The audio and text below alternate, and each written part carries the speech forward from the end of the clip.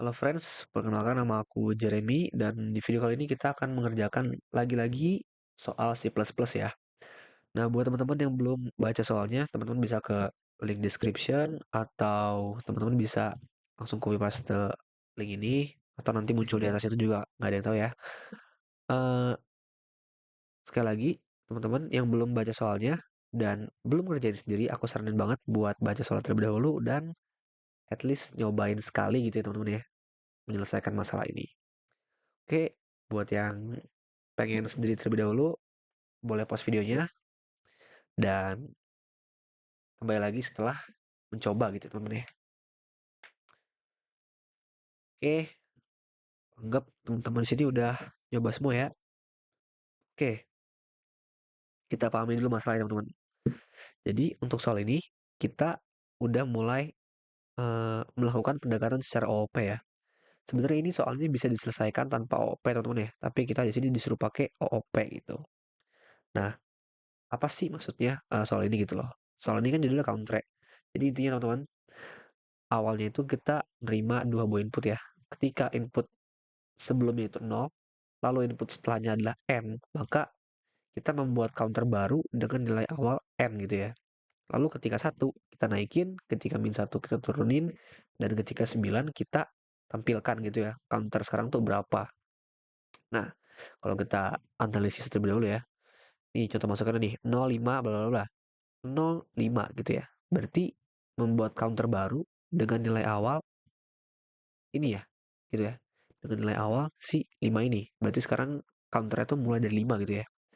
Lalu kita naikin satu lagi, lalu kita tampilkan. Maka yang muncul 7, ya kan? Lalu kita kurangin satu, kita tampilkan yang muncul 6 gitu ya teman-teman ya. Aduh, teman-teman lagi pilek kayaknya lagi musim sakit deh.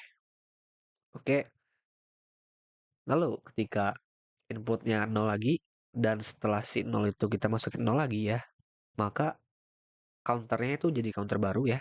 Tadi kan 6 nih, sekarang kita bikin counter baru, di mana counter barunya itu kita mulai dari 0, lalu kita kurangin ya, kita kurangin satu.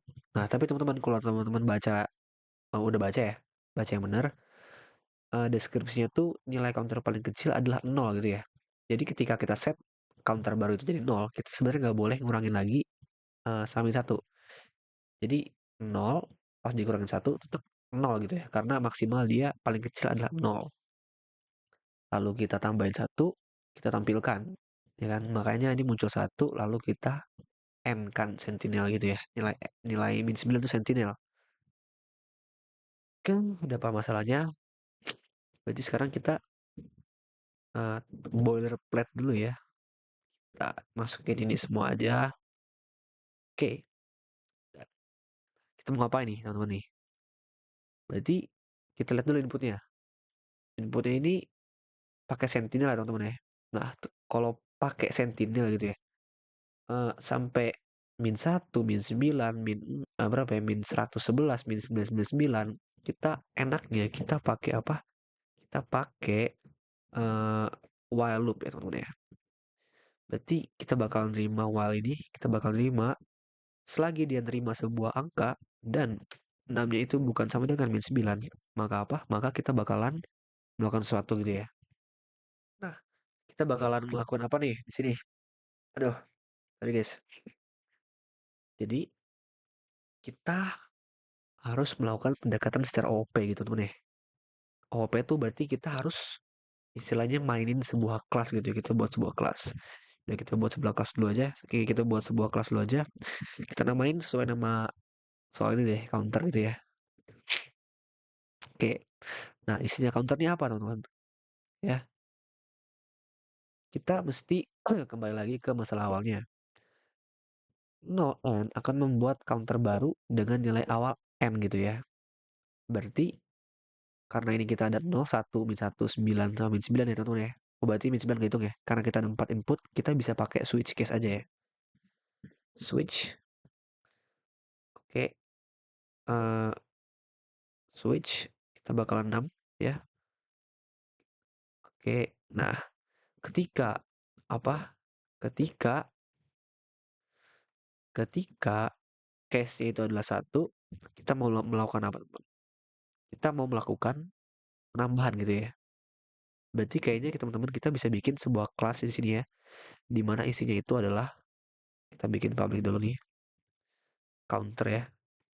Ini kita bikin konstruktor dulu, kita bikin int n yang dimasukkan ya. Kita bikin dia sebuah variabel namanya n gini. Oke, kita bikin di sini dia namanya sum ya gitu ya. Nah, jadi ketika kita membuat kelas ini gitu ya, mungkin kita bisa definisikan kalau nggak dimasukin n-nya jadi 0 aja gitu ya. Jadi gini teman, ketika kita membuat sebuah kelas ya, sebuah objek dari si counter ini gitu ya, kita namain counter aja yang kecil gini ya. Dia kan nggak minta, istilahnya dia nggak minta parameter yang wajib gitu ya. Ketika kita bikin sebuah objek counter dan kita nggak masukin uh, parameter ya, atau kita nggak masukin argumen, sum bakalan otomatis jadi 0 gitu ya, bakalan disetting jadi 0 kayak gitu. Misalkan kita nggak ada ini ya teman-teman ya, int n gitu ya, terus kita nggak masukin sebuah input, maka error teman-teman, karena dia nggak punya default constructor, dia pengen sebuah constructor. Nah sedangkan kayak gini, kalau kita nggak masukin juga nggak apa-apa, karena nilainya bakal di default jadi 0, sum ini bakal jadi 0 gitu ya teman-teman ya. Ini mungkin bisa, ini mungkin agak bingung ya teman-teman ya, apa namanya penamaannya. eh Gini aja palingan, kita pakai apa namanya, keyword this aja. Nah, this ini teman-teman, this ini tuh merupakan sebuah address buat siapa? Buat objek ini gitu ya. This sama dengan this sama dengan n gitu. Jadi uh, variabel sum ini yang di privat ya bakalan sama dengan yang dimasukin. Kalau nggak dimasukin sama dengan 0 gitu ya. Oke. Nah, ketika berarti case-nya 0 gitu ya teman-teman ya. Kita mau ngapain? Ketika 0, kita mesti ngecek nilai berikutnya, ya nggak? Ketika 0, kita mesti ngecek si nilai n, ya nggak? Maka kita bakalan eh apa namanya? Bikin sebuah enam baru ya. Enam baru, si enam baru ini, enam baru ya. Terus kita bakalan masukin kita bakalan bikin objek counter itu menjadi sebuah objek baru yang masukin si angka n ini, gitu ya.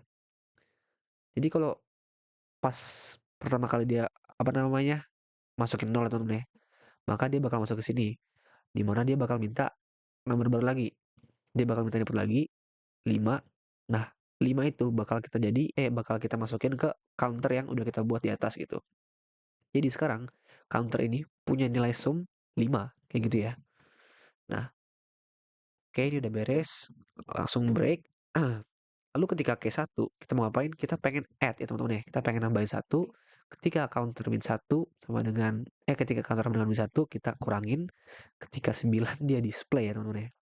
Nah, berarti tinggal run kita di implementasikan kodenya aja teman-teman. Oke, kita mau apa ini? Ini gampang ya harusnya ya. Berarti ketika kita pengen bikin void add ya, kita bakalan tambahin sumnya sama 1. Lalu decrease sumnya jika lebih dari 0 gitu ya, sesuai kondisi ini. Jika lebih dari 0 maka akan dikurangin. Lalu yang terakhir void display, kita bakal display si sumnya. Oke, kita tambahin spasi juga deh. Oke, nah ini kode teman-teman. Jadi kalau kita run aja harusnya sudah benar.